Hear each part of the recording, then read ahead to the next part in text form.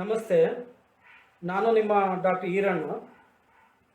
ಯಾವುದೇ ಸ್ಪರ್ಧಾತ್ಮಕ ಪರೀಕ್ಷೆಯಲ್ಲಿ ಸಹಜವಾಗಿ ಕೇಳುವಂಥ ಒಂದು ಪ್ರಶ್ನೆ ಅಂದರೆ ಭಾರತ ಸಂವಿಧಾನದ ಮೂಲಗಳು, sources of Indian constitution. Bharat ಸಂವಿಧಾನದ ಮೂಲಗಳೆಂದರೆ ಭಾರತ ಸಂವಿಧಾನದ ರಚನಾಕಾರರು ಅಂದರೆ ಸಂವಿಧಾನ ರಚನಾ ಸಭೆಯ ಸದಸ್ಯರು ಭಾರತ ಸಂವಿಧಾನವನ್ನು ರಚನೆ ಮಾಡುವಾಗ ಅಮೇರಿಕ, ಕೆನಡಾ, ರಷ್ಯಾ ಈ ರೀತಿಯಾಗಿ ವಿಶ್ವದ ಹಲವು ಪ್ರಮುಖ ಸಂವಿಧಾನಗಳನ್ನು ಅಧ್ಯಯನ ಮಾಡಿ ಅಲ್ಲಿನಂಥ ವಿಷಯಗಳು ಭಾರತ ಸಂವಿಧಾನಕ್ಕೆ ಅಥವಾ ಭಾರತಕ್ಕೆ ಅನ್ವಯ ಆದರೆ ಅಂಥ ವಿಷಯಗಳನ್ನು ಭಾರತ ಸಂವಿಧಾನದಲ್ಲಿ ಸೇರ್ಪಡೆ ಮಾಡಲಾಗಿದೆ. ಅದನ್ನೇ ಭಾರತ ಸಂವಿಧಾನದ ಮೂಲಗಳು ಅಥವಾ ಸೋರ್ಸಸ್ ಆಫ್ ಇಂಡಿಯನ್ ಕಾನ್ಸ್ಟಿಟ್ಯೂಷನ್ ಅಂತ ಕರೀಬಹುದು.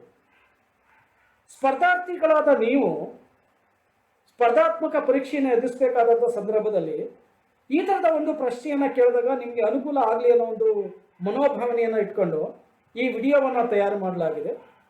ನೀವು ಇದುವರೆಗೆ ನನ್ನ ಚಾನಲ್ಗೆ ಸಬ್ಸ್ಕ್ರೈಬ್ ಆಗಿಲ್ಲ ಅಂದರೆ ದಯಮಾಡಿ ಸಬ್ಸ್ಕ್ರೈಬ್ ಆಗಿ. ಬನ್ನಿ, ಭಾರತ ಸಂವಿಧಾನದ ಮೂಲಗಳು ಏನೇನಿದ್ದಾವೆ ಅನ್ನೋದನ್ನು ಅಧ್ಯಯನ ಮಾಡೋಣ. ಭಾರತ ಸಂವಿಧಾನವನ್ನು ನಾವು ನೋಡೋದಾದ್ರೆ ಭಾರತ ಸಂವಿಧಾನದಲ್ಲಿ ಅನೇಕ ವಿಷಯಗಳು ಇತರ ಸಂವಿಧಾನಗಳಿಂದ ಅಳವಡಿಕೆ ಮಾಡಿಕೊಳ್ಳಲಾಗಿದೆ. ಕೇವಲ ಭಾರತ ಸಂವಿಧಾನ ಮಾತ್ರ ಅಲ್ಲ, ವಿಶ್ವದ ಎಲ್ಲ ದೇಶಗಳ ಅಥವಾ ಎಲ್ಲ ರಾಜ್ಯಗಳ ಸಂವಿಧಾನಗಳು ಕೂಡ ಅನ್ಯ ರಾಜ್ಯಗಳ ಪ್ರಭಾವಕ್ಕೆ ಒಳಗಾಗಿ ಸಂವಿಧಾನದ ರಚನೆಯಾಗಿರುತ್ತದೆ. ಆ ಪ್ರಕಾರ ಭಾರತ ಸಂವಿಧಾನವು ಕೂಡ ಕೆಲವೊಂದು ವಿಷಯಗಳನ್ನು ಇತರ ದೇಶಗಳ ಸಂವಿಧಾನದ ಪ್ರಭಾವಕ್ಕೆ ಒಳಗಾಗಿ ಪಡೆದುಕೊಳ್ಳಲಾಗಿದೆ. ಅಂಥ ವಿಷಯಗಳು ಅಂದರೆ ಏನೇನಿದ್ದಾವೆ ಅನ್ನೋದನ್ನು ತಿಳ್ಕೊಳ್ಳೋದಕ್ಕೆ ಮೊದಲು ಸಂವಿಧಾನ ಅಂದ್ರೆ ಏನು ಅನ್ನೋದನ್ನು ನಾವು ತಿಳ್ಕೊಳ್ಳೋಣ. ವಿಶ್ವದ ಎಲ್ಲ ರಾಜ್ಯಗಳು, ಅದು ಯಾವುದೇ ದೇಶ ಆಗಿರಲಿ, ಎಲ್ಲ ರಾಜ್ಯಗಳು ಕೂಡ ಸಂವಿಧಾನವನ್ನು ಹೊಂದಿವೆ. ಸಂವಿಧಾನ ಹೊಂದಿರೋದಾದ ದೇಶವನ್ನು ಅಥವಾ ರಾಜ್ಯವನ್ನು ಕಾಣಲಿಕ್ಕೆ ಸಾಧ್ಯ ಇಲ್ಲ. ಸಂವಿಧಾನ ಎಂದರೆ ದೇಶದ ಮೂಲಭೂತ ಕಾನೂನು ಎಂದು ಕರೆಯಲಾಗುತ್ತೆ. ಮೂಲಭೂತ ಕಾನೂನು ಅಂತಂದ್ರೆ ಬೇಸಿಕ್ ಲಾ ಅಂತೇಳಿ ಅದನ್ನ ಸಂವಿಧಾನವನ್ನು ಕರೆಯಲಾಗುತ್ತೆ. ಸಂವಿಧಾನದ ಹೊರತಾಗಿ ಯಾವುದೇ ದೇಶದ ಕಾನೂನುಗಳು ಬರೋದಿಲ್ಲ. ದೇಶ ಅಥವಾ ರಾಜ್ಯ ಆಂತರಿಕವಾಗಿ ಅಥವಾ ಬಾಹ್ಯವಾಗಿ ತನ್ನ ಪ್ರಭುತ್ವವನ್ನು ಸಾಧಿಸಬೇಕಾದ್ರೆ ಅಥವಾ ಸಾರ್ವಭೌಮತೆಯನ್ನು ಸಾಧಿಸಬೇಕಾದ್ರೆ ಸಂವಿಧಾನ ಇರಬೇಕಾಗತ್ತೆ. ಸಂವಿಧಾನದ ಹೊರತಾಗಿ ಯಾವುದೇ ರಾಜ್ಯವನ್ನು ಕಾಣಲಿಕ್ಕೆ ಸಾಧ್ಯ ಇಲ್ಲ. ಇಂಥ ಸಂವಿಧಾನದಲ್ಲಿ ಏನೇನು ವಿಷಯಗಳು ಸೇರ್ಪಡೆ ಆಗಿರ್ತವೆ? ಬಹಳ ಮುಖ್ಯವಾಗಿ ಸರ್ಕಾರದ ಅಂಗಗಳು. ಸರ್ಕಾರದ ಅಂಗಗಳು ಅಂದಾಗ ಶಾಸಕಾಂಗ, ಕಾರ್ಯಾಂಗ, ನ್ಯಾಯಾಂಗ ಇರ್ತವೆ.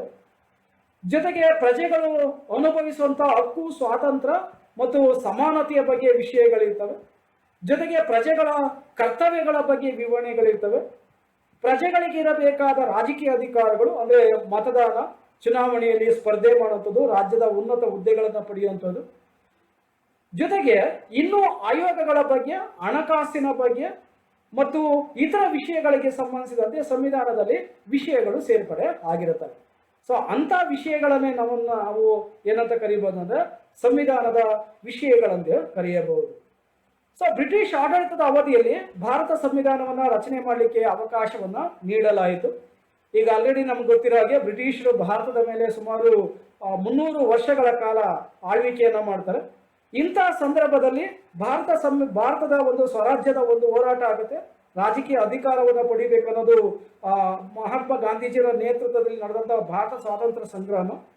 ಭಾರತ ಸ್ವಾತಂತ್ರ್ಯ ಹೊಂದುವುದಕ್ಕೆ ಮೊದಲೇ ಕ್ರಿಪ್ಸ್ ಪ್ಲಾನ್ ಪ್ರಕಾರ ಭಾರತೀಯರಿಗೆ ಸಂವಿಧಾನವನ್ನು ರಚನೆ ಮಾಡಲಿಕ್ಕೆ ಅವಕಾಶವನ್ನು ಕೊಡ್ತೀವಿ ಅಂತೇಳಿ ಕ್ಲೆಮೆಂಟ್ ಆಶ್ಲಿಯರ್ ಅವರು ತಮ್ಮ ತೀರ್ಮಾನವನ್ನು ವ್ಯಕ್ತಪಡಿಸ್ತಾರೆ. ಆ ಪ್ರಕಾರ ದ್ವಿತೀಯ ಮಹಾಯುದ್ಧ ಅಂತ್ಯವಾದ ನಂತರ ಅಂದರೆ 1945ರ ಮಹಾಯುದ್ಧ ಅಂತ್ಯವಾದ ನಂತರ ಭಾರತಕ್ಕೆ ಸಂವಿಧಾನವನ್ನು ರಚನೆ ಮಾಡಲಿಕ್ಕೆ ಅವಕಾಶವನ್ನು ನೀಡಲಾಗುತ್ತೆ. ಆ ಅವಕಾಶವನ್ನು ನೀಡುವಂಥ ಒಂದು ಆಯೋಗವನ್ನೇ ಕ್ಯಾಬಿನೆಟ್ ಮಿಷನ್ ಪ್ಲಾನ್ ಎಂದು ಕರೆಯಲಾಗುತ್ತೆ. ಕ್ಯಾಬಿನೆಟ್ ಮಿಷನ್ ಪ್ಲಾನ್ ಪ್ರಕಾರ ಭಾರತ ಸಂವಿಧಾನದ ರಚನಾ ಸಭೆಯ ಚುನಾವಣೆಗಳು ಜರುಗುತ್ತವೆ. ಚುನಾವಣೆಗಳಿಗೆ ಏರ್ಪಟ್ಟು ಪರೋಕ್ಷ ಚುನಾವಣೆಯ ಮೂಲಕ ಭಾರತ ಸಂವಿಧಾನದ ರಚನಾಕಾರರು ಅಥವಾ ಸಂವಿಧಾನದ ಸದಸ್ಯರು ಆಯ್ಕೆ ಆಗ್ತಾರೆ. ಆ ಒಂದು ವಿಷಯವನ್ನು ನಾವು ಕ್ಯಾಬಿನೆಟ್ ಮಿಷನ್ ಪ್ಲಾನ್ ಆಧಾರದ ಮೇಲೆ ನಾವು ಕಾಣಬಹುದಾಗಿದೆ. ಭಾರತ ಸಂವಿಧಾನದ ರಚನಾ ಸಭೆ ಡಿಸೆಂಬರ್ 9, 1946ರಂದು ಪ್ರಾರಂಭ ಆಗುತ್ತೆ. ಬೆಳಗ್ಗೆ 11 ಗಂಟೆಗೆ. ಡಾಕ್ಟರ್ ಸಚ್ಚಿದಾನಂದ ಸಿನ್ಹಾ ಮೊದಲ ಬಾರಿಗೆ ಡಿಸೆಂಬರ್ 9ರ ಒಂದು ಅಧ್ಯಕ್ಷತೆಯನ್ನು ವಹಿಸ್ಕೊಳ್ತಾರೆ, ಸಭೆಯ ಅಧ್ಯಕ್ಷತೆಯನ್ನು. ಅದಾದ ನಂತರ ಡಿಸೆಂಬರ್ 11, 1946ರಂದು ಎರಡನೇ ಅಧಿವೇಶನ ನಡೆಯುತ್ತೆ. ಆಗ ಡಾಕ್ಟರ್ ಬಾಬು ರಾಜೇಂದ್ರ ಪ್ರಸಾದ್ ಅವರು ಭಾರತ ಸಂವಿಧಾನದ ರಚನಾ ಸಭೆಯ ಅಧ್ಯಕ್ಷತೆಯನ್ನು ವಹಿಸ್ಕೊಳ್ತಾರೆ. ಸುಮಾರು 2 ವರ್ಷ 11 ತಿಂಗಳು 18 ದಿನಗಳ ಕಾಲ ಅವರು ಅಧ್ಯಕ್ಷರಾಗಿ ಕಾರ್ಯವನ್ನು ನಿರ್ವಹಿಸ್ತಾರೆ. ಸೊ ಭಾರತ ಸಂವಿಧಾನದ ರಚನಾಕಾರರು ಹಲವು ಸಂವಿಧಾನಗಳನ್ನು ಅಧ್ಯಯನ ಮಾಡಿ ದೇಶಕ್ಕೆ ಅಂದ್ರೆ ಭಾರತಕ್ಕೆ ಅನುಕೂಲವಾದಂತಹ ವಿಷಯಗಳನ್ನು ಅಧ್ಯಯನ ಮಾಡಿ ಭಾರತ ಸಂವಿಧಾನದಲ್ಲಿ ಅಳವಡಿಕೆ ಮಾಡಿಕೊಂಡಿದ್ದಾರೆ. ಅದನ್ನೇ ಭಾರತ ಸಂವಿಧಾನದ ಮೂಲಗಳೆಂದು ಕರೆಯಲಾಗುತ್ತೆ. ಸೊ ಕೆಲವು ಸಂದರ್ಭದಲ್ಲಿ ಭಾರತ ಸಂವಿಧಾನನ ಎರವಲು ಸಂವಿಧಾನ ಎಂದು ಕೂಡ ಕರೆಯಲಾಗುತ್ತೆ, ಬಾರೋಡ್ ಕಾನ್ಸ್ಟಿಟ್ಯೂಷನ್ ಅಂತೇಳಿ ಕೂಡ ಕರೆಯಲಾಗುತ್ತೆ. ಅಂದ್ರೆ ಭಾರತ ಸಂವಿಧಾನದ ಹಲವು ವಿಷಯಗಳು ಇತರ ಸಂವಿಧಾನಗಳ ಪ್ರಭಾವಕ್ಕೆ ಒಳಗಾಗಿ ವಿಷಯಗಳನ್ನು ಭಾರತದಲ್ಲಿ ಸಂವಿಧಾನದಲ್ಲಿ ಸೇರ್ಪಡೆ ಮಾಡಲಾಗಿದೆ. ಸೊ ಪ್ರಭಾವ ಬೀರಿದೆ. ಸೊ ಅದನ್ನು ನಾವು ಭಾರತ ಸಂವಿಧಾನದ ಮೂಲಗಳೆಂದು ಕರೆಯಬಹುದು. ಯಾವ ಯಾವ ವಿಷಯಗಳು ಭಾರತ ಸಂವಿಧಾನದಲ್ಲಿ ಸೇರ್ಪಡೆ ಆಗಿವೆ ಅನ್ನುವ ವಿಷಯವನ್ನು ನಾವು ಚರ್ಚೆ ಮಾಡೋಣ. ಸೊ ಅದರಲ್ಲಿ ಮೊದಲನೇದಾಗಿ ಬಹಳ ಮುಖ್ಯವಾದದ್ದು ಭಾರತ ಸರ್ಕಾರ ಕಾಯ್ದೆ, government of India act 1935. Bharat ಸಂವಿಧಾನದ ಬಹುತೇಕ ವಿಧಿಗಳು ಯಾವ ಒಂದು ಕಾಯ್ದೆಗೆ ಅನುಗುಣವಾಗಿ ಸೇರ್ಪಡೆಯಾಗಿವೆ ಅಂತಂದ್ರೆ 1935ರ ಭಾರತ ಸರ್ಕಾರದ ಕಾಯ್ದೆಗೆ ಅನುಗುಣವಾಗಿ ಇವೆ. 1909ರ ಕಾಯ್ದೆ, 1919ರ ಕಾಯ್ದೆ, 1935ರ ಕಾಯ್ದೆ, ಈ 3 ಕಾಯ್ದೆಗಳು ಬಹಳ ಮುಖ್ಯವಾದದ್ದು. ಭಾರತ ಸಂವಿಧಾನದ ರಚನಾ ಸಭೆಯ ಸದಸ್ಯರ ಮೇಲೆ ಪ್ರಭಾವವನ್ನು ಬೀರುವಂತಹ 3 ಕಾಯ್ದೆಗಳು. ಅದರಲ್ಲಿ 1919ರ ಕಾಯ್ದೆಯನ್ನು ಇಲ್ಲಿ ನೆನಪು ಮಾಡ್ಕೋಬೇಕಾಗತ್ತೆ.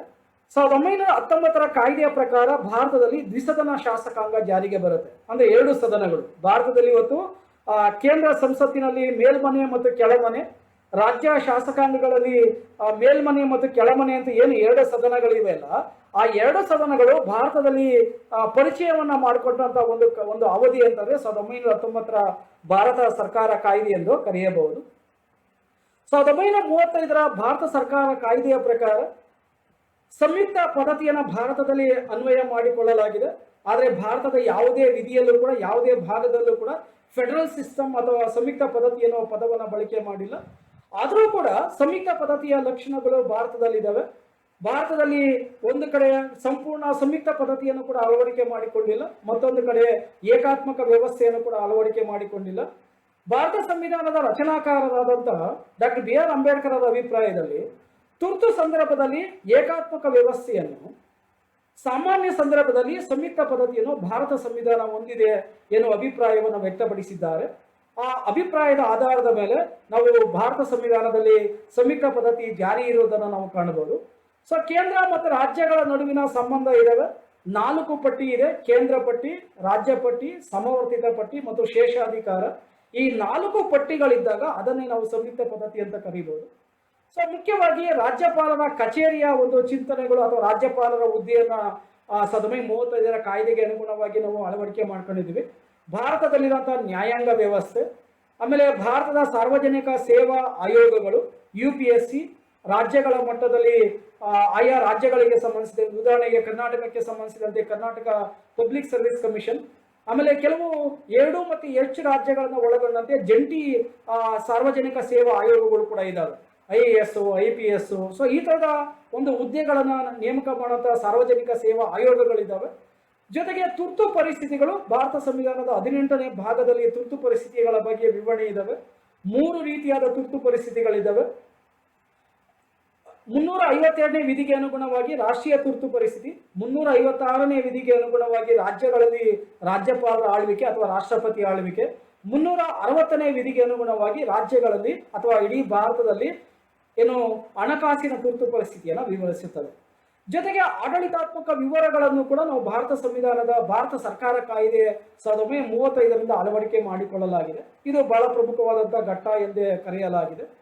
ಬ್ರಿಟನ್ ಸಂವಿಧಾನ, ಭಾರತ ಸಂವಿಧಾನದ ಬಹುತೇಕ ವಿಚಾರಗಳು ಬ್ರಿಟನ್ ಸಂವಿಧಾನದಿಂದ ಅಳವಡಿಕೆ ಮಾಡಲಾಗಿದೆ.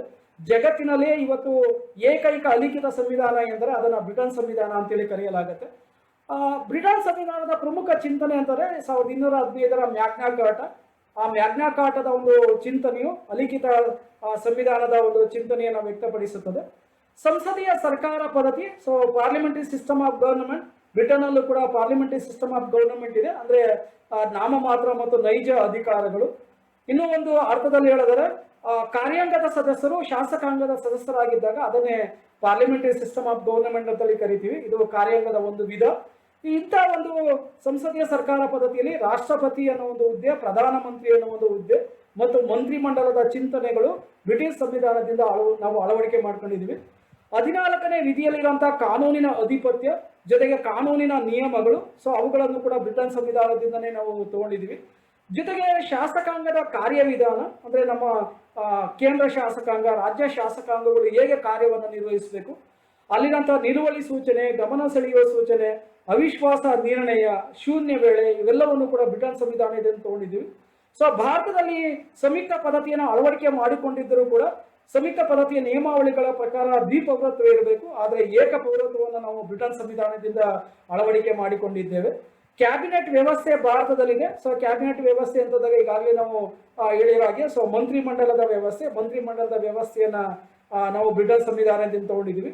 ಇಲ್ಲಿ ಮಂತ್ರಿಮಂಡಲ ಅಂತಂದಾಗ ಸರ್ಕಾರದ ಸದಸ್ಯರು ಅಥವಾ ಮಂತ್ರಿಮಂಡಲದ ಸದಸ್ಯರು ಸಾಮೂಹಿಕವಾಗಿ ಮತ್ತು ವೈಯಕ್ತಿಕವಾಗಿ ಲೋಕಸಭೆಗೆ ಮತ್ತು ರಾಷ್ಟ್ರಪತಿಗಳಿಗೆ ಜವಾಬ್ದಾರಿಯಾಗಿರ್ಬೇಕಾಗತ್ತೆ. ಅದನ್ನ ಕ್ಯಾಬಿನೆಟ್ ವ್ಯವಸ್ಥೆ ಅಂತ ಕರೀಬಹುದು. ಜೊತೆಗೆ ವಿಶೇಷ ಬರಹಗಳು, ಕೆಲವೊಂದು ವಿಶೇಷ ಬರಹಗಳನ್ನು ಕೂಡ ನಾವು ಬ್ರಿಟನ್ ಸಂವಿಧಾನದಿಂದ ಅಳವಡಿಕೆ ಮಾಡಿಕೊಂಡಿದ್ದೇವೆ. ಸೊ ಮತ್ತೊಂದು ಪ್ರಮುಖವಾದಂತಹ ವಿಷಯ, ಅಮೆರಿಕ ಸಂಯುಕ್ತ ಸಂಸ್ಥಾನ USA ಕಾನ್ಸ್ಟಿಟ್ಯೂಷನ್ 1789ರಲ್ಲಿ USA ಸಂವಿಧಾನ ಜಾರಿಗೆ ಬಂತು.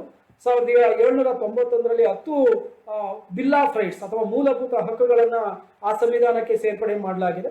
ಸೊ ಸಂವಿಧಾನ ರಚನೆ ಆಗಿದ್ದು ಫಿಲಿಡೆಲ್ಫಿಯಾ ಅಧಿವೇಶನದ ಮೂಲಕ, ಅಂದ್ರೆ ಜಾರಿಗೆ ಬರೋದಕ್ಕೆ ಮೊದಲೇ, ಅಂದ್ರೆ ಸಂವಿಧಾನ ಜಾರಿಗೆ ಬರೋದಕ್ಕೆ 2 ವರ್ಷಕ್ಕೆ ಮುಂಚೆನೆ ಅಲ್ಲಿನ ಕಾನೂನುಗಳು ಜಾರಿಗೆ ಬರ್ತವೆ ಫಿಲಿಡೆಲ್ಫಿಯಾ ಅಧಿವೇಶನದ ಮೂಲಕ.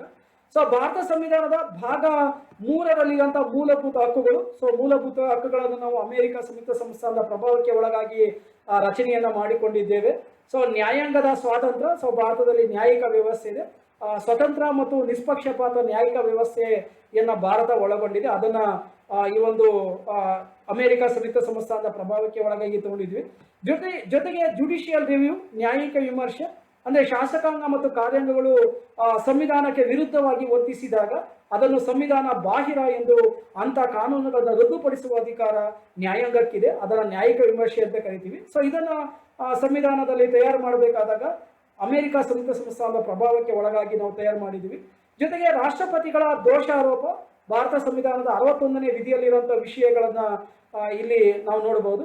ಸೊ ಜೊತೆಗೆ ಸುಪ್ರೀಂ ಕೋರ್ಟ್ ಮತ್ತು ಹೈಕೋರ್ಟಿನ ನ್ಯಾಯಾಧೀಶರನ್ನ ವಜಾ ಮಾಡುವಂತ ವಿಧಾನ, ಅದನ್ನು ಕೂಡ ಅಮೆರಿಕ ಸಂಯುಕ್ತ ಸಂಸ್ಥಾನದಿಂದ ನಾವು ತಗೊಂಡಿದ್ದೀವಿ.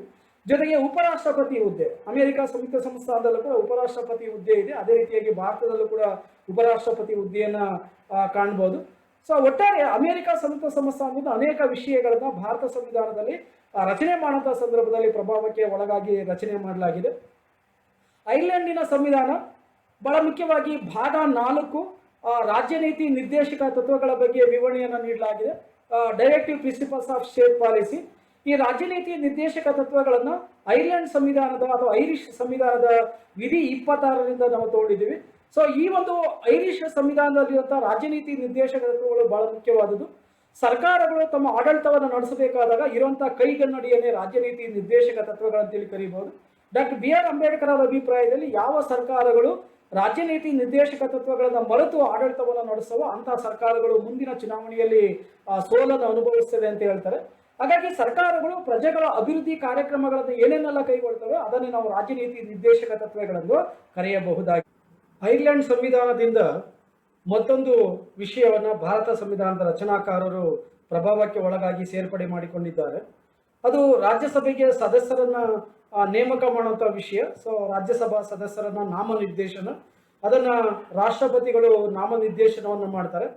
ಅಂದ್ರೆ ಭಾರತ ಸಂವಿಧಾನದ 81ನೇ ವಿಧಿಗೆ ಅನುಗುಣವಾಗಿ ಕಲೆ, ಸಾಹಿತ್ಯ, ವಿಜ್ಞಾನ, ಸಮಾಜ ಸೇವೆ, ಕ್ರೀಡೆ ಮುಂತಾದ ಕ್ಷೇತ್ರಗಳಲ್ಲಿ ಸಾಧನೆ ಮಾಡಿದಂಥ ಗಣ್ಯರನ್ನ ಭಾರತದ ರಾಷ್ಟ್ರಪತಿಗಳು 12 ಜನರನ್ನ ನಾಮಕರಣ ಮಾಡ್ತಾರೆ. ಸೊ ಅದನ್ನ ಆ ವಿಧಾನವನ್ನು ನಾವು ಐರಿಷ್ ಸಂವಿಧಾನದಿಂದ ಅಥವಾ ಐರ್ಲೆಂಡ್ ಸಂವಿಧಾನದಿಂದ ನಾವು ಪ್ರಭಾವಕ್ಕೆ ಒಳಗಾಗಿ ಪಡೆದುಕೊಂಡಿದ್ದೇವೆ.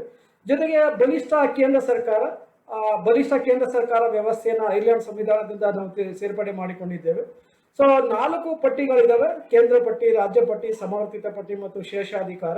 ಸೊ ಶೇಷಾಧಿಕಾರಗಳನ್ನ ಐರ್ಲೆಂಡ್ ಸಂವಿಧಾನದ ಪ್ರಭಾವಕ್ಕೆ ಒಳಗಾಗಿ ನಾವು ಪಡ್ಕೊಂಡಿದ್ದೀವಿ. ಜೊತೆಗೆ ರಾಜ್ಯಪಾಲರ ನೇಮಕ. ಸೊ ರಾಜ್ಯಪಾಲರನ್ನ ಯಾವ ರೀತಿಯಾಗಿ ರಾಜ್ಯಗಳಿಗೆ ನೇಮಕ ಮಾಡಬೇಕು ಅನ್ನೋ ಒಂದು ವಿಧಾನವನ್ನು ಕೂಡ ಐರ್ಲೆಂಡ್ ಸಂವಿಧಾನದ ಪ್ರಭಾವಕ್ಕೆ ಒಳಗಾಗಿ ನಾವು ಭಾರತ ಸಂವಿಧಾನದಲ್ಲಿ ಸೇರ್ಪಡೆ ಮಾಡಿಕೊಂಡಿದ್ದೇವೆ. ಜೊತೆಗೆ ರಾಷ್ಟ್ರಪತಿಗಳಿಗೆ ಸುಪ್ರೀಂ ಕೋರ್ಟ್ ಸಲಹೆಯನ್ನು ನೀಡುವಂಥ ಅಧಿಕಾರ ಭಾರತ ಸಂವಿಧಾನದ 143ನೇ ವಿಧಿಗೆ ಅನುಗುಣವಾಗಿದೆ. ಆ 143ನೇ ವಿಧಿಯನ್ನ ನಾವು ಐರ್ಲೆಂಡ್ ಸಂವಿಧಾನದ ಪ್ರಭಾವಕ್ಕೆ ಒಳಗಾಗಿ ರಚಿಸಿಕೊಂಡಿದ್ದೇವೆ. ಸೊ ಅದನ್ನ ಸಲಹಾ ಅಧಿಕಾರ ವ್ಯಾಪ್ತಿ ಅಂತ ಹೇಳಿ ಕರೀಬಹುದು. ಸೊ ರಾಷ್ಟ್ರಪತಿಗಳು ದೇಶದ ಯಾವುದೇ ವಿಷಯಕ್ಕೆ ಸಂಬಂಧಿಸಿದಂತೆ ಆದರೆ ಕೆಲವೊಂದು ವಿಷಯಗಳು ಗಂಭೀರವಾಗಿದ್ದಾಗ ಅಂತ ಸಮಸ್ಯೆಗಳದ್ದು ಏನು ನಿರ್ಧಾರ ಕೈಗೊಳ್ಬೇಕಂತೇಳಿ 143ನೇ ವಿಧಿ ಪ್ರಕಾರ ರಾಷ್ಟ್ರಪತಿಗಳು ಸುಪ್ರೀಂ ಕೋರ್ಟಿನ ಸಲಹೆಯನ್ನು ಕೇಳಲಿಕ್ಕೆ ಅವಕಾಶಗಳು ಇದ್ದಾವೆ. ಸೊ ಮತ್ತೊಂದು ಅಂಶ ಕೆನಡಾ ಸಂವಿಧಾನ. ಸೊ ಕೆನಡಾ ಸಂವಿಧಾನದಿಂದ ನಾವು ಯಾವ ಯಾವ ವಿಷಯಗಳನ್ನ ಭಾರತ ಸಂವಿಧಾನದಲ್ಲಿ ರಚನೆ ಮಾಡಬೇಕಾದಾಗ ಪ್ರಭಾವಕ್ಕೆ ಒಳಗಾಗಿದ್ದೀವಿ ಅಂತಂದ್ರೆ, ಸೊ ಕೇಂದ್ರದ ಒಕ್ಕೂಟ ವ್ಯವಸ್ಥೆ. ಸೊ ಒಕ್ಕೂಟ ವ್ಯವಸ್ಥೆಯನ್ನು ಭಾರತ ಸಂವಿಧಾನದ 1ನೇ ವಿಧಿ ತಿಳಿಸುತ್ತದೆ. ಅದನ್ನು ಕೆನಡಾ ಸಂವಿಧಾನದ ಪ್ರಭಾವಕ್ಕೆ ಒಳಗಾಗಿ ಅಳವಡಿಸಿಕೊಂಡಿದ್ದೇವೆ. ಸೊ ಕೇಂದ್ರದೊಂದಿಗೆ ಉಳಿದಿರುವಂತಹ ಇತರ ಅಧಿಕಾರಗಳು ಆ ಒಂದು ವಿಷಯವು ಕೂಡ ಸೇರ್ಪಡೆಯಾಗಿದೆ. ಸೊ ಕೇಂದ್ರದಿಂದ ರಾಜ್ಯಪಾಲರ ನೇಮಕ, ಆಮೇಲೆ ಸುಪ್ರೀಂ ಕೋರ್ಟಿನ ಸಲಹಾ ವ್ಯಾಪ್ತಿ, ಈ ವಿಷಯಗಳು ಕೂಡ ಕೆನಡಾ ಸಂವಿಧಾನದ ಪ್ರಭಾವಕ್ಕೆ ಒಳಗಾಗಿ ನಾವು ಸೇರ್ಪಡೆ ಮಾಡಿಕೊಂಡಿದ್ದೇವೆ. ಸೊ ಮತ್ತೊಂದು ಅಂಶ ಆಸ್ಟ್ರೇಲಿಯಾ ಸಂವಿಧಾನ. ಆಸ್ಟ್ರೇಲಿಯಾ ಸಂವಿಧಾನ ಬಹಳ ಮುಖ್ಯವಾದದ್ದು. ಸೊ ಸಂಸತ್ತಿನ ಉಭಯ ಸದನಗಳ ಏಕಕಾಲಿಕ ಪಟ್ಟಿಯನ್ನು, ಅಂದ್ರೆ ಉಭಯ ಸದನಗಳು ಅಂದಾಗ ಕೇಂದ್ರ ಶಾಸಕಾಂಗ, ರಾಜ್ಯ ಶಾಸಕಾಂಗ, ಈ ಎರಡೂ ಶಾಸಕಾಂಗಗಳು ಕೂಡ ಏಕ ಸಂದರ್ಭದಲ್ಲಿ ಅಧಿವೇಶನಗಳನ್ನು ನಡೆಸ್ತವೆ. ಅಂತ ವಿಷಯಗಳಿಗೆ ಸಂಬಂಧಿಸಿದಂತೆ ಆಸ್ಟ್ರೇಲಿಯಾ ಸಂವಿಧಾನದ ಪ್ರಭಾವಕ್ಕೆ ಒಳಗಾಗಿ ನಾವು ಪಡ್ಕೊಂಡಿದ್ದೀವಿ. ಅಂತರ ರಾಜ್ಯಗಳ ಮಧ್ಯೆ ವ್ಯಾಪಾರ. ಸೊ ಭಾರತದ ಅಂತರ ರಾಜ್ಯಗಳು ಅಂದರೆ ಕರ್ನಾಟಕ ಮತ್ತು ಆಂಧ್ರ ಪ್ರದೇಶ, ಕರ್ನಾಟಕ ಮತ್ತು ಗುಜರಾತ್, ಕರ್ನಾಟಕ ಮತ್ತು ಉತ್ತರ ಪ್ರದೇಶ ಮತ್ತು ಮಹಾರಾಷ್ಟ್ರ. ಸೊ ಈ ತರ ಅನ್ಯ ರಾಜ್ಯಗಳ ಜೊತೆ ವ್ಯಾಪಾರ ಮತ್ತು ವ್ಯವಹಾರ ಮಾಡುವಂಥ ಒಂದು ಚಿಂತನೆಯನ್ನ ಆಸ್ಟ್ರೇಲಿಯಾ ಸಂವಿಧಾನದ ಪ್ರಭಾವಕ್ಕೆ ಒಳಗಾಗಿ ನಾವು ಪಡೆದುಕೊಂಡಿದ್ದೇವೆ. ಸೊ ವಾಣಿಜ್ಯ ವಿಷಯಗಳು ಮತ್ತೆ ಜಂಟಿ ಸಭೆಗೆ ಸಂಬಂಧಿಸಿದಂಥ ವಿಷಯಗಳು, ಜೊತೆಗೆ ಸಮವರ್ತಿತ ಪಟ್ಟಿ. ಸೊ ಸಂಯುಕ್ತ ವ್ಯವಸ್ಥೆಯಲ್ಲಿ 4 ಪಟ್ಟಿಗಳಿದ್ದಾವೆ. ಅದರಲ್ಲಿ ಸಂವಿಧಾನದಲ್ಲಿ ನಮೂದನೆ ಮಾಡದಿರೋಂಥ ವಿಷಯಗಳನ್ನೇ ಸಮವರ್ತಿತ ಪಟ್ಟಿ ಅಂತ ಕರಿತೀವಿ, ಕನ್ಕರೆಂಟ್ ಲಿಸ್ಟ್ ಅಂತ ಹೇಳಿ ಕರಿತೀವಿ. ಅದನ್ನು ಆಸ್ಟ್ರೇಲಿಯಾ ಸಂವಿಧಾನದ ಪ್ರಭಾವಕ್ಕೆ ಒಳಗಾಗಿ ನಾವು ಪಡೆದುಕೊಂಡಿದ್ದೇವೆ. ವೀಮರ್ ಸಂವಿಧಾನದಿಂದ ಕೂಡ ನಾವು ಭಾರತ ಸಂವಿಧಾನದ ಕೆಲವು ವಿಷಯಗಳನ್ನ ಸೇರ್ಪಡೆ ಮಾಡಿಕೊಂಡಿದ್ದೇವೆ. ಮುಖ್ಯವಾಗಿ ಕೇಂದ್ರದ ತುರ್ತು ಪರಿಸ್ಥಿತಿ ಅಧಿಕಾರಗಳು. ಭಾರತ ಸಂವಿಧಾನದ 18ನೇ ಭಾಗದಲ್ಲಿ ಈ ತುರ್ತು ಪರಿಸ್ಥಿತಿ ವಿಷಯಗಳಿದ್ದಾವೆ. 3 ರೀತಿಯಾದ ವಿಷಯಗಳಿದ್ದಾವೆ. 3 ರೀತಿಯಾದ ವಿಷಯಗಳನ್ನ 357ನೇ ವಿಧಿ ರಾಷ್ಟ್ರೀಯ ತುರ್ತು ಪರಿಸ್ಥಿತಿ, 356ನೇ ವಿಧಿ ರಾಷ್ಟ್ರಪತಿ ಆಳ್ವಿಕೆ, 360ನೇ ವಿಧಿ ಹಣಕಾಸಿನ ತುರ್ತು ಪರಿಸ್ಥಿತಿ. ಇದನ್ನ ವೀಮರ್ ಸಂವಿಧಾನದಿಂದ ನಾವು ತಗೊಂಡಿದ್ದೀವಿ. ಸೊ ತುರ್ತು ಸಂದರ್ಭದಲ್ಲಿ ಮೂಲಭೂತ ಹಕ್ಕುಗಳ ಅಮಾನತು, ಭಾಗ 3 ವಿಧಿ 12ರಿಂದ 35ರವರೆಗೆ ಸುಮಾರು ಮೂಲಭೂತ ಹಕ್ಕುಗಳ ಬಗ್ಗೆ ಪ್ರಜೆಗಳಿಗೆ ನೀಡಲಾಗಿದೆ. ಅವುಗಳನ್ನು ಸಂವಿಧಾನದ ತುರ್ತು ಪರಿಸ್ಥಿತಿ ಜಾರಿಗೆ ಬಂದಾಗ ಅಥವಾ ರಾಷ್ಟ್ರಪತಿಗಳು ಘೋಷಣೆಯನ್ನ ಮಾಡಿದಾಗ ಹೇಗೆ ಅವುಗಳನ್ನು ಅಮಾನತು ಮಾಡಬೇಕು ಅನ್ನೋ ಒಂದು ವಿಷಯವನ್ನ ಚರ್ಚೆ ಮಾಡಲಾಗಿದೆ. ಸೊ ಪ್ರಸ್ತುತ 20 ಮತ್ತು 21ನೇ ವಿಧಿಯನ್ನ ಅಮಾನತು ಮಾಡಲಿಕ್ಕೆ ಸಾಧ್ಯ ಇಲ್ಲ, ತುರ್ತು ಪರಿಸ್ಥಿತಿ ಬಂದರೂ ಕೂಡ. ಈ ಒಂದು ಚಿಂತನೆಯನ್ನ ವೀಮರ್ ಸಂವಿಧಾನದಿಂದ ನಾವು ತಗೊಂಡಿದ್ದೀವಿ. ಸೊ ಮತ್ತೊಂದು ಚಿಂತನೆ ರಷ್ಯಾ ಸಂವಿಧಾನ. ಭಾರತದ ಒಂದು ಸ್ನೇಹ ರಾಷ್ಟ್ರ ಅಂತೇಳಿ ರಷ್ಯಾವನ್ನ ಕರೆಯಲಾಗುತ್ತೆ. ಆ ಸಂವಿಧಾನದಿಂದಲೂ ಕೂಡ ಭಾರತ ಸಂವಿಧಾನ ರಚನಾಕಾರರ ಪ್ರಭಾವಕ್ಕೆ ಒಳಗಾಗಿ ತಗೊಂಡಿದ್ದಾರೆ. ಸೊ ಮೂಲಭೂತ ಕರ್ತವ್ಯಗಳು ಇದನ್ನ 3/1/1977ರಿಂದ ಜಾರಿಗೆ ಬರುವಂತೆ 47ನೇ ತಿದ್ದುಪಡಿಗೆ ಅನುಗುಣವಾಗಿ 1976ರಲ್ಲಿ 51ನೇ ವಿಧಿಗೆ 51A ಉಪವಿಧಿಯನ್ನ, 4ನೇ ಭಾಗಕ್ಕೆ 4A ಎನ್ನುವ ಉಪವಿಧಿಯನ್ನು ಸೇರ್ಪಡೆ ಮಾಡಿ 10 ಮೂಲಭೂತ ಕರ್ತವ್ಯಗಳನ್ನು ಸೇರ್ಪಡೆ ಮಾಡಲಾಯಿತು. 2007ರಲ್ಲಿ 86ನೇ ತಿದ್ದುಪಡಿ ಪ್ರಕಾರ 11ನೇ ಮೂಲಭೂತ ಕರ್ತವ್ಯವನ್ನು ಸೇರ್ಪಡೆ ಮಾಡಲಾಗಿದೆ. ಹಾಗಾಗಿ ಈ ರಷ್ಯಾ ಸಂವಿಧಾನದಿಂದ ಮೂಲಭೂತ ಕರ್ತವ್ಯವನ್ನು ಭಾರತ ಸಂವಿಧಾನದಲ್ಲಿ ಸೇರ್ಪಡೆ ಮಾಡಲಾಗಿದೆ. ಸಂವಿಧಾನ ಜಾರಿಗೆ ಬಂದಾಗ ಮೂಲಭೂತ ಕರ್ತವ್ಯಗಳು ಇರಲಿಲ್ಲ. ಶ್ರೀಮತಿ ಇಂದಿರಾ ಗಾಂಧಿ ಅವರ ಸರ್ಕಾರ ಇದನ್ನು ಸೇರ್ಪಡೆ ಮಾಡಿದ್ರು. ಜೊತೆಗೆ ಪ್ರಸ್ತಾವನೆಯಲ್ಲಿ ಭಾರತ ಸಂವಿಧಾನದ ಪ್ರಸ್ತಾವನೆ ಇದೆ. ಭಾರತದ ಪ್ರಜೆಗಳಾದ ನಾವು ಭಾರತವನ್ನು ಸಾರ್ವಭೌಮ ಸಮಾಜವಾದ, ಜಾತ್ಯತೀತ, ಪ್ರಜಾಸತ್ತಾತ್ಮಕ ಗಣರಾಜ್ಯವನ್ನಾಗಿ ಮಾರ್ಪಡಿಸಲು ಈ ದೇಶದ ಸಮಸ್ತ ನಾಗರಿಕರಿಗೆ ಸಾಮಾಜಿಕ, ಆರ್ಥಿಕ ಮತ್ತು ರಾಜಕೀಯ ನ್ಯಾಯ, ಈ ತರ ಒಂದು ನ್ಯಾಯ ಅನ್ನೋ ಒಂದು ಚಿಂತನೆ ಏನಿದೆ, ಅಂದ್ರೆ ಸಾಮಾಜಿಕ ನ್ಯಾಯ, ಆರ್ಥಿಕ ನ್ಯಾಯ ಮತ್ತು ರಾಜಕೀಯ ನ್ಯಾಯದ ಚಿಂತನೆಗಳು ಬ್ರಿಟನ್ ಸಂವಿಧಾನದ ಪ್ರಭಾವಕ್ಕೆ ಒಳಗಾಗಿ ಭಾರತ ಸಂವಿಧಾನದಲ್ಲಿ ಸೇರ್ಪಡೆ ಮಾಡಲಾಗಿದೆ. ಫ್ರೆಂಚ್ ಸಂವಿಧಾನ ಅಥವಾ ಫ್ರಾನ್ಸಿನ ಸಂವಿಧಾನ. ಫ್ರಾನ್ಸ್ ಸಂವಿಧಾನದಿಂದ ಕೂಡ ನಾವು ಹಲವಾರು ವಿಷಯಗಳನ್ನು ನಾವು ತಗೊಂಡಿದ್ದೀವಿ. ಅದರಲ್ಲಿ ಬಹಳ ಮುಖ್ಯವಾಗಿ ರಿಪಬ್ಲಿಕ್ ಅಥವಾ ಗಣರಾಜ್ಯ ಅಂದ್ರೆ ರಾಷ್ಟ್ರದ ಮುಖ್ಯಸ್ಥನನ್ನ ಚುನಾವಣೆಯ ಮೂಲಕ ಆಯ್ಕೆ ಮಾಡಿದಾಗ ಅದನ್ನೇ ಗಣರಾಜ್ಯ ಅಂತೇಳಿ ಕರೀಬಹುದು. ಸೊ ಭಾರತ ಒಂದು ಗಣರಾಜ್ಯ, ರಿಪಬ್ಲಿಕ್ ಸ್ಟೇಟ್ ಅಂತೇಳಿ ಕರೆಯಲಾಗುತ್ತೆ. ಸೊ ಭಾರತ ಸಂವಿಧಾನ ರಚನಾ ಸಭೆಯಲ್ಲಿ ಈ ಒಂದು ಗಣರಾಜ್ಯ ಎನ್ನುವ ಪದವನ್ನು ಸೇರ್ಪಡೆ ಮಾಡಲಾಗುತ್ತೆ. ಅದರಲ್ಲಿ ಪ್ರಸ್ತಾವನೆಯಲ್ಲಿ, ಭಾರತ ಸಂವಿಧಾನದ ಪ್ರಸ್ತಾವನೆಯಲ್ಲಿ ಪ್ರಾರಂಭ ಆಗೋದು ಭಾರತೀಯ ಪ್ರಜೆಗಳಾದ ನಾವು ಭಾರತವನ್ನ ಸಾರ್ವಭೌಮ ಸಮಾಜವಾದ, ಜಾತ್ಯತೀತ, ಪ್ರಜಾಸತ್ತಾತ್ಮಕ ಗಣರಾಜ್ಯ. ಸೊ ಈ ಗಣರಾಜ್ಯ ಎನ್ನುವ ಪದವನ್ನು ನಾವು ಎಲ್ಲಿಂದ ತಗೊಂಡಿದ್ದೀವಿ ಅಂದರೆ ಫ್ರೆಂಚ್ ಸಂವಿಧಾನ ತಗೊಂಡಿದ್ದೀವಿ. ಹಾಗಾಗಿ ಜನವರಿ 26 ಪ್ರತಿ ವರ್ಷ ನಾವು ಗಣರಾಜ್ಯದ ಆಚರಣೆಯನ್ನು ಮಾಡ್ತೀವಿ. ಭಾರತ ಸಂವಿಧಾನದ ಪ್ರಸ್ತಾವನೆ, ಸೊ ಪ್ರಸ್ತಾವನೆಯಲ್ಲಿರುವಂತಹ ಮುಖ್ಯ 3 ಅಂಶಗಳು, ಅದನ್ನು ಫ್ರಾನ್ಸಿನ ಕೊಡುಗೆ ಅಂತ ಕೂಡ ಕರೆಯಲಾಗುತ್ತೆ. 1789ರಲ್ಲಿ ಫ್ರಾನ್ಸಿನ ಮಹಾಕ್ರಾಂತಿ ಆಗುತ್ತೆ. ಆ ಮಹಾಕ್ರಾಂತಿಯ ಕೊಡುಗೆ ಏನಂದ್ರೆ ಸ್ವಾತಂತ್ರ್ಯ, ಸಮಾನತೆ ಮತ್ತು ಭ್ರಾತೃತ್ವ. ಸೊ ಈ ಸ್ವಾತಂತ್ರ್ಯದ ಚಿಂತನೆಗಳು, ಸಮಾನತೆಯ ಚಿಂತನೆಗಳು ಮತ್ತು ಭ್ರಾತೃತ್ವದ ಚಿಂತನೆಗಳು ಅಥವಾ ಆದರ್ಶಗಳು ಫ್ರೆಂಚ್ ಸಂವಿಧಾನದಿಂದ ನಾವು ತಗೊಂಡಿದ್ದೀವಿ. ಸೊ ಹಾಗಾಗಿ ಅದು ಬಹಳ ಮುಖ್ಯವಾದಂತಹ ಒಂದು ವಿಷಯ. ಮತ್ತೊಂದು ಅಂಶ, ದಕ್ಷಿಣ ಆಫ್ರಿಕಾದ ಸಂವಿಧಾನದಿಂದ ಸಂವಿಧಾನ ತಿದ್ದುಪಡಿ ವಿಧಾನವನ್ನು ನಾವು ತಗೊಂಡಿದ್ದೀವಿ. ಭಾರತ ಸಂವಿಧಾನವನ್ನು ತಿದ್ದುಪಡಿ ಹೇಗೆ ಮಾಡಬೇಕು ಅನ್ನೋ ಒಂದು ವಿಷಯ ಇದೆ. ಭಾರತ ಸಂವಿಧಾನವನ್ನು ಸರಳ ವಿಧಾನ, ಕಠಿಣ ವಿಧಾನ ಮತ್ತು ಮಿಶ್ರ ವಿಧಾನ. ಸೊ ಮಿಶ್ರ ವಿಧಾನವನ್ನು ದಕ್ಷಿಣ ಆಫ್ರಿಕಾದಿಂದ ತಗೊಂಡಿದ್ದೀವಿ. ಸರಳ ವಿಧಾನವನ್ನು ಬ್ರಿಟನ್ ಸಂವಿಧಾನದಿಂದ, ಕಠಿಣ ವಿಧಾನವನ್ನು ಅಮೆರಿಕ ಸಂಯುಕ್ತ ಸಂಸ್ಥಾನದಿಂದ ಹಾಗೂ ಮಿಶ್ರ ವಿಧಾನವನ್ನು ದಕ್ಷಿಣ ಆಫ್ರಿಕಾ ಸಂವಿಧಾನದಿಂದ ನಾವು ತಗೊಂಡಿದ್ದೀವಿ. ಹಾಗಾಗಿ ಸಂವಿಧಾನ ತಿದ್ದುಪಡಿಯನ್ನು ಹೇಗೆ ಮಾಡಬೇಕು ಅನ್ನೋ ವಿಷಯ ದಕ್ಷಿಣ ಆಫ್ರಿಕಾದ ಸಂವಿಧಾನ ಅಥವಾ ಸೌತ್ ಆಫ್ರಿಕಾದ ಸಂವಿಧಾನದ ಪ್ರಭಾವಕ್ಕೆ ಒಳಗಾಗಿ ನಾವು ಸೇರ್ಪಡೆ ಮಾಡಿದ್ದೇವೆ. ಹಾಗಾಗಿ ರಾಜ್ಯಸಭೆಯ ಸದಸ್ಯರು ಚುನಾವಣೆಯಲ್ಲಿ ಹೇಗೆ ಕಾರ್ಯವನ್ನು ನಿರ್ವಹಿಸಬೇಕು ಅಥವಾ ಕಾರ್ಯವಿಧಾನ ಏನು, ಯಾವ ರೀತಿಯಾಗಿ ರಾಜ್ಯಸಭಾ ಸದಸ್ಯರನ್ನು ಆಯ್ಕೆ ಮಾಡಲಾಗುತ್ತೆ ಅನ್ನೋ ಒಂದು ವಿಷಯಕ್ಕೆ ಸಂಬಂಧಿಸಿದಂತೆ ದಕ್ಷಿಣ ಆಫ್ರಿಕಾದ ಸಂವಿಧಾನದ ಪ್ರಭಾವಕ್ಕೆ ಒಳಗಾಗಿ ನಾವು ಭಾರತ ಸಂವಿಧಾನದಲ್ಲಿ ಸೇರ್ಪಡೆ ಮಾಡಿಕೊಂಡಿದ್ದೇವೆ. ಜೊತೆಗೆ ಜಪಾನ್ ಸಂವಿಧಾನದಿಂದ ಕಾನೂನು ರಚನಾ ವಿಧಾನ. ಸೊ ಕಾನೂನನ್ನು ಹೇಗೆ ರಚನೆ ಮಾಡಲಾಗುತ್ತೆ, ಸೊ ಭಾರತ ಸಂವಿಧಾನವನ್ನು ರಚನೆ ಮಾಡಬೇಕಾದ, ಭಾರತ ಸಂವಿಧಾನದ ಅಡಿಯಲ್ಲಿ ಕಾನೂನುಗಳನ್ನು ರಚಿಸಬೇಕಾದಾಗ ಅನೇಕ ಕಾನೂನು ರಚನಾ ವಿಧಾನ ಇದೆ. ಇಲ್ಲಿ ಫಸ್ಟ್ ರೀಡಿಂಗ್ ಇದೆ, ಸೆಕೆಂಡ್ ರೀಡಿಂಗ್ ಇದೆ, ಥರ್ಡ್ ರೀಡಿಂಗ್ ಇದೆ. ಒಟ್ಟು 5 ಹಂತಗಳಿದ್ದಾವೆ. ಆ 5 ಹಂತಗಳ ಚಿಂತನೆಯನ್ನು ನಾವು ಜಪಾನ್ ಸಂವಿಧಾನದಿಂದ ಅಳವಡಿಸಿಕೊಂಡಿದ್ದೇವೆ. ಸೊ ಈ ರೀತಿಯಾಗಿ ಜಪಾನ್ ಸಂವಿಧಾನದ ಪ್ರಭಾವಕ್ಕೆ ಒಳಗಾಗಿ ಕೂಡ ಭಾರತ ಸಂವಿಧಾನವನ್ನು ರಚಿಸಲಾಗಿದೆ. ಸೊ ಈ ರೀತಿಯಾಗಿ ಭಾರತ ಸಂವಿಧಾನ ಹಲವಾರು ಸಂವಿಧಾನಗಳ ಪ್ರಭಾವಕ್ಕೆ ಒಳಗಾಗಿ ರಚನೆಯನ್ನು ಮಾಡಲಾಗಿದೆ. ಸೊ ಈಗಾಗಲೇ ನಮಗೆ ತಿಳಿದಿರೋ ಹಾಗೆ ಭಾರತ ಸಂವಿಧಾನವನ್ನು 2 ವರ್ಷಗಳ ಕಾಲ, ಜೊತೆಗೆ 2 ವರ್ಷ 11 ತಿಂಗಳು ಮತ್ತು 18 ದಿನಗಳ ಕಾಲ ಭಾರತ ಸಂವಿಧಾನವನ್ನು ರಚನೆ ಮಾಡಲಾಗುತ್ತೆ. ಒಟ್ಟು 11 ಸಭೆಗಳನ್ನು, ಪ್ರಮುಖವಾದ ಸಭೆಗಳನ್ನು ಏರ್ಪಡಿಸಲಾಗುತ್ತೆ. ಭಾರತ ಸಂವಿಧಾನವನ್ನು ಡಾಕ್ಟರ್ ಬಿ ಆರ್ ಅಂಬೇಡ್ಕರ್ ಅವರು ರಚನೆಯನ್ನ ಮಾಡ್ತಾರೆ. ಹಾಗಾಗಿ ಅವರನ್ನು ME ಪೈಲಿಡ್ ಅವರು ಭಾರತದ ಸಂವಿಧಾನದ ಪಿತಾಮಹ ಅಂತೇಳಿ ME ಪೈಲಿಡ್ ಅವರು ಕರೀತಾರೆ. ಸೊ ಪ್ರಸ್ತುತ ಭಾರತ ಸಂವಿಧಾನದಲ್ಲಿ 1,17,369 ಪದಗಳಿದ್ದಾವೆ. ಇದಕ್ಕೆ ಆದಂಥ ಖರ್ಚು 6.4 ಮಿಲಿಯನ್ ಹಣ ಖರ್ಚಾಗುತ್ತೆ. ಆವಾಗ ಅಂದರೆ 1946ರಿಂದ 1949 ಅವಧಿಯಲ್ಲಿ. ಸೊ ಕರಡು ಸಂವಿಧಾನವನ್ನು ಅಂತಿಮವಾಗಿ ನವೆಂಬರ್ 26, 1949 ಅಂಗೀಕರಿಸಲಾಯಿತು. ಡಾಕ್ಟರ್ ಬಿ ಆರ್ ಅಂಬೇಡ್ಕರ್ ಅವರು ನೆಹರು ಮತ್ತು ಡಾಕ್ಟರ್ ಬಾಬು ರಾಜೇಂದ್ರ ಪ್ರಸಾದ್ ಅವರಿಗೆ ಸಂವಿಧಾನವನ್ನು ಕೊಡ್ತಾರೆ. ಸೊ ಅದನ್ನು ಸಂವಿಧಾನ ಜಾರಿಗೆ ತರಲಿಕ್ಕೆ ಅವಕಾಶ ಆಗುತ್ತೆ. ಸೊ ಜನವರಿ 26, 1950ರಂದು ಭಾರತ ಸಂವಿಧಾನ ಜಾರಿಗೆ ಬರ್ತದೆ. ಆ ದಿನವನ್ನು ಭಾರತದ ಗಣರಾಜ್ಯ ದಿನ ಅಂತೇಳಿ ಘೋಷಣೆಯನ್ನು ಮಾಡಲಾಗುತ್ತೆ. ಸೊ ಭಾರತ ಸಂವಿಧಾನ ರಚನಾ ಸಭೆಯಲ್ಲಿ ಪ್ರಾರಂಭದಲ್ಲಿ 389 ಸದಸ್ಯರು ಇರ್ತಾರೆ. ಭಾರತ ವಿಭಜನೆ ಆದಮೇಲೆ ಆ ಸದಸ್ಯರ ಸಂಖ್ಯೆ 296ಕ್ಕೆ ಇಳಿಯುತ್ತೆ. ಸೊ ಒಟ್ಟಾರೆ ಇವರೆಲ್ಲರ ಪ್ರಯತ್ನದಿಂದಾಗಿ ಡಾಕ್ಟರ್ ಬಿ ಆರ್ ಅಂಬೇಡ್ಕರ್ ಅವರ ನೇತೃತ್ವದಲ್ಲಿ ಭಾರತ ಸಂವಿಧಾನ ರಚನೆ ಆಗುತ್ತೆ. ಭಾರತ ಸಂವಿಧಾನ ಜಾರಿಗೆ ಬಂದಾಗ ಒಟ್ಟು 395 ವಿಧಿಗಳಿದ್ವು, ಜೊತೆಗೆ 8 ಅನುಸೂಚಿಗಳಿದ್ವು, 12 ಭಾಗಗಳಿದ್ವು. ಸೊ ಪ್ರಸ್ತುತ 451 ವಿಧಿಗಳಿದ್ದಾವೆ. ಆದರೆ 395 ಅಂತೇಳಿ ಮೂಲ ವಿಧಿಗಳಿದಾವಲ್ಲ, ಅವುಗಳ ಕ್ರಮ ಸಂಖ್ಯೆಯಲ್ಲಿ ಯಾವುದೇ ಬದಲಾವಣೆ ಆಗಿಲ್ಲ. ಸೊ ಕೆಲವು ವಿಧಿಗಳನ್ನು ತಿದ್ದುಪಡಿಯ ಪ್ರಕಾರ ವಜಾ ಮಾಡಲಾಗಿದೆ. ಹಲವು ಹೊಸ ವಿಧಿಗಳನ್ನು ಇರುವಂಥ ವಿಧಿಗಳಿಗೆ ಸೇರ್ಪಡೆ ಮಾಡಲಾಗಿದೆ. ಉದಾಹರಣೆಗೆ ಮೂಲಭೂತ ಕರ್ತವ್ಯವನ್ನು 4ನೇ ಭಾಗಕ್ಕೆ 4A ಎನ್ನುವ ಹೊಸ ಉಪವಿಧಿಯನ್ನು ಸೇರ್ಪಡೆ ಮಾಡಿ ಅದೇ ಸೀರಿಯಲ್ ನಂಬರನ್ನು ಕಂಟಿನ್ಯೂ ಮಾಡಲಾಗಿದೆ. ಅಥವಾ ಕ್ರಮ ಸಂಖ್ಯೆ ಏನಿದೆ, ಕ್ರಮ ಸಂಖ್ಯೆಯಲ್ಲಿ ಸೇರ್ಪಡೆ ಮಾಡಲಾಗಿದೆ. ಕ್ರಮ ಸಂಖ್ಯೆಯಲ್ಲಿ ಯಾವುದೇ ಬದಲಾವಣೆ ಇರೋದಿಲ್ಲ.